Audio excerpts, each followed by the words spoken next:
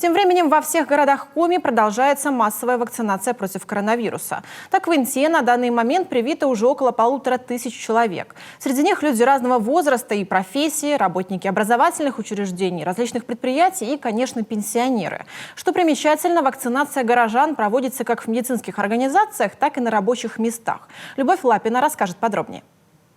Медики Инты отмечают, горожан, желающих привиться от коронавируса, с каждым днем в городе становится все больше. Глядя на тех, кто уже перенес прививку, опасения у людей пропадают. Одна из таких, в прошлом сомневающихся, а ныне уверенных в безопасности – пенсионерка Наталья Чернова. Долго думала, потому что спрашивала у многих, кто сделал, как себя чувствуют.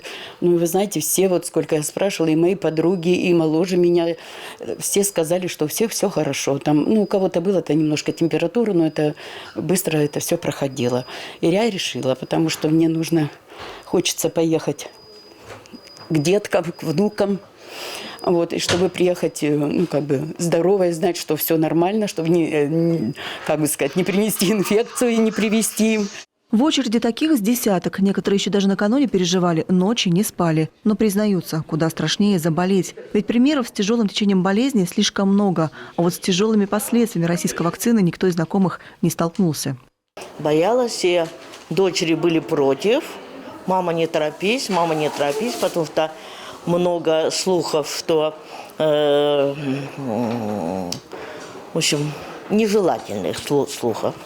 Ну, я решилась. Девочки сказали: мама, ты сама знаешь, что делать. И я пришла. Дочка меня записала. Вот. Я сегодня пришла. Всю ночь не спала. Переживала, что вдруг умру после прививки. Ну, слава Богу. Но сейчас такие мысли вас не посещают? Нет, сегодня буду спать спокойно. В качестве вакцины используют ГАМ-ковид-вак, она же «Спутник Ви». Причем как пятидозовые флаконы, так и одноразовые ампульные. Все для того, чтобы, несмотря на количество пришедших на прививку, все могли получить свою дозу вакцины. Вот и наш коллега, оператор 5-го канала Инты, решил воспользоваться моментом и прямо во время съемок сделал себе инъекцию. Вся процедура, а это еще предварительный медосмотр и заполнение анкеты, не заняло много времени. После введения вакцины Евгений Михалкович, по его собственному признанию, чувствует себя прекрасно и сразу возвращается в строй. Прививку я решил сделать для того, чтобы обезопасить себя, своих родных, близких, коллег, потому что по роду своей профессии мне приходится бывать в разных местах, общаться с разными людьми, и я не могу быть уверенным, здоров ли человек, либо он болеет. По словам медицинских работников, все привитые пациенты, а их в Инте уже почти 1500, принесли вакцину спокойно. Жалоб на тяжелые побочные осложнения в Интинскую больницу не поступало. Небольшой подъем температуры тела, слабость или неприятное ощущение в месте укола, появившиеся у некоторых пациентов, быстро проходили. Чтобы не создавать очереди, в первой поликлинике Центральной городской больницы вакцинацию теперь проводят одновременно в 4 кабинетах. Запись свободная на любой удобный день и время с 9 утра до 5 вечера. Вакцинация проводится довольно-таки активно.